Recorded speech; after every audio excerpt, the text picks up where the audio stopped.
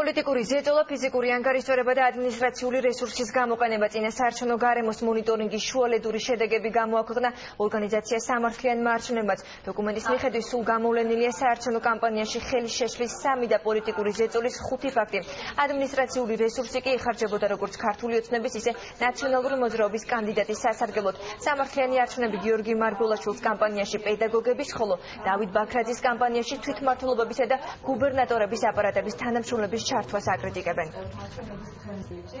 ძირითადი დარღვევები გამოვლინდა ის, რომ ადგილი ჰქონდა ზეწოლა საარჩევნო კომისიის წევრებზე, იმისათვის, რათა მათ პარტიისთვის სასურველი საუბნო კომისიის წევრები დაენიშნათ და სამწუხაროდ ეს იყო ყველაზე